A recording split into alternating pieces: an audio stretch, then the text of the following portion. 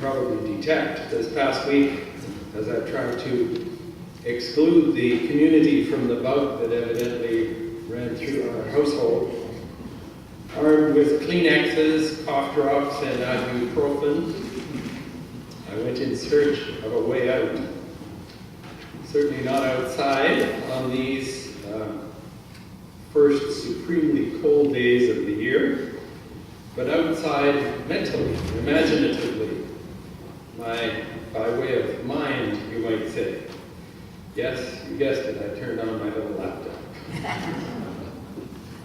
I had already exhausted an interest in television's top 10, 20, and 50 of virtually everything known to humanity during the year gone by.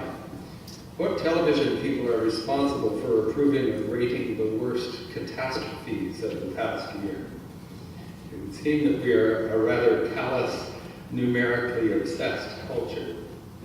Anyway, I wanted to achieve something of an escape and found a pretty efficient form of that in a website and YouTube channel based in Cambridge University's program called Ideas.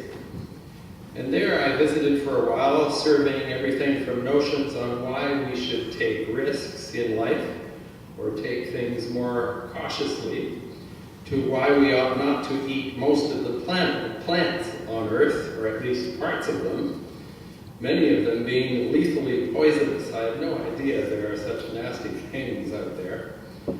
To a glimpse at the future of the world's energy situation.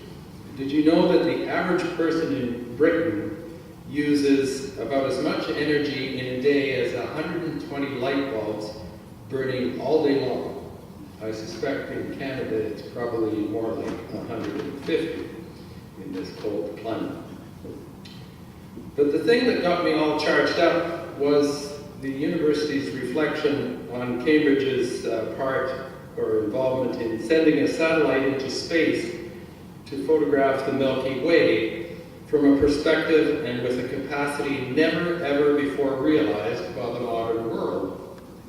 On December 19th, a satellite was fired into space from French Guiana to send it to one of only 5 so-called Lagrangian points where the gravitational pull of the Sun and the neighboring planets are equalized, and the spacecraft is therefore perpetually at rest. Once there, it will fix its visual terms of reference to black holes that astronomers have identified as seemingly immovable, existing deep in the universe. Sort of like having somebody hold your shoulders while you take pictures. And from all this, a 3D map of the Milky Way is to emerge that they claim will change the way we all look at the world. This is how the people involved with the project put it. Listen. We will go beyond what we can see to understand reality. We're going to discover completely new things, things we would think are impossible. That's quite a claim, and an exciting one at that. I'd not heard of this before I laid down on my bed with my computer. What I found equally interesting, though, in this reflection on the mission of the Gaia mission was that the 2 spokespersons for the project were, well, as you might expect. One was from the University's Institute of Astronomy, but the other represented the Department of Philosophy.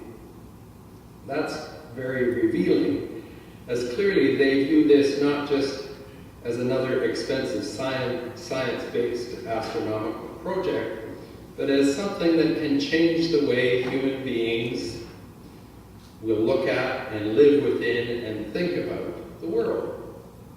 It could potentially change the human disposition to the world in very, very profound ways. What we think is true about the world and its origins, and also where it or we are going in the future. All through photographs from outer space. Too ambitious or even too imaginative a claim? What difference does it make to see these new and admittedly unique perspectives? And what, in heaven's name, has all this to do with my religious faith or my understanding of Jesus Christ, let alone my belief in God? As you know, the world of religion has long been concerned, or you might even say engrossed, with our view of the cosmos and perspectives on the universe. And many things that most of us now accept as true beyond a shadow of a doubt were hard won, ranging from the now seemingly archaic assertion that the planet on which we live is not flat but round, to the universe would appear to be much more than some at first figured, and might even in fact be infinite, whatever that might mean. Fundamental aspects of our modern perspective, even though we might see them as superior to what has come before, they have been vitally fed by the history of our prior understanding of them. And we continue to strive towards bettering that understanding. The Bible has been fed by this same literary and cosmological history. It's interesting that the word Gaia, that project of this spaceship, arises from the Greek mythology and refers to a person or a human-like being from whom the earth and the whole universe is born. That is, Gaia in this story is, in the original Greek story, is the mother of the universe. The being from which all other beings, including various Greek gods, emerge. The prime mover, as the Greek philosopher Aristotle might have stated it. Essentially, the Gaian name depicts something that is not far from the notion of God, which many of us might entertain.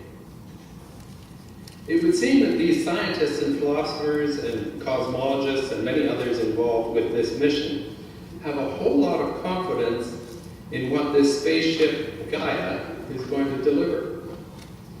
And who's to say that some incredible world-changing discoveries will not be revealed by this never-before-achieved proposed experience of the universe? Worth something over $1 billion, if I remember right. A bargain, though, when you consider if and when we might realize something new that can even utterly change life for us all. As if somebody turned the light on in a dark room. This can happen in the far reaches of an ever-expanding outer space, on tiny tables in research laboratories across the world, or in the library down the street, where notions, discoveries happen to cross a lively mind at the right time with the shared result with the rest of humanity. Oh yes, there is a bit of work involved when we look for these ultimate of discoveries. Now today is Epiphany Sunday, and our first reading is evidence of the way the Old Testament prophet Isaiah viewed the world. We have come to associate this perspective with the later Epiphany of Jesus Christ. Isaiah pronounces it with no greater impressiveness than if it had emerged from the deep recesses of outer space, or the most incredible of the new powerful nuclear microscopes. Arise, shine, for your light has come, Isaiah says, and the glory of the Lord rises upon you.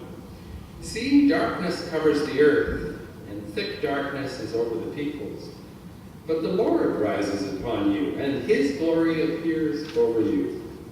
Nations will come to your light, and kings to the brightness of your dawn. Lift up your eyes, and look about you. Then you will look and be radiant. Your heart will throb and swell with joy. It almost sounds like the reaction the astronomers would have at their first discoveries. Now, I referred to the Epiphany of Jesus Christ. What is that? Epiphany is not an exclusively Christian or even a purely religious word, but has its origins in the idea of showing or revealing the face of one. put it more generically, to reveal something of a profound truth, as if for the first time, something beyond even a so-called eureka moment. In a eureka moment, the one looking almost anticipates what it is they are expecting to find. In this case, like the satellite in space, and like the Magi before the Christ child, these are never before seen nor fully understood images of life. Now, for those of us who like to think we've seen it all, allowing ourselves to see something new in this sense is a bit of a challenge. And the Christian Epiphany, I believe, like the constantly expanding and changing universe around us, is ever renewed in the face of our perspective on Him. Imagine going out into the world and not knowing exactly what you're going to see. Sounds kind of exciting. And how what you're going to see will potentially change even who you are. That is how you see and how you understand yourself in this context. This is the gift of the Christian Epiphany. I recently downloaded what I think is a rather clever and amazing little application for my smartphone, where I suspect there's a couple of people here who have it, where you hold up your smartphone, and as long as it's got GPS in it, it'll tell you where the stars are and galaxies, and so you hold up your phone with your phone, and it's all, the sky is written out for you, basically. It changes the way you look at and find things in the sky. The darkness of night isn't just interspersed with some meaningless little blips of light, but is filled with heavenly bodies that come into a much fuller interrelationship and meaning with this added view revealed.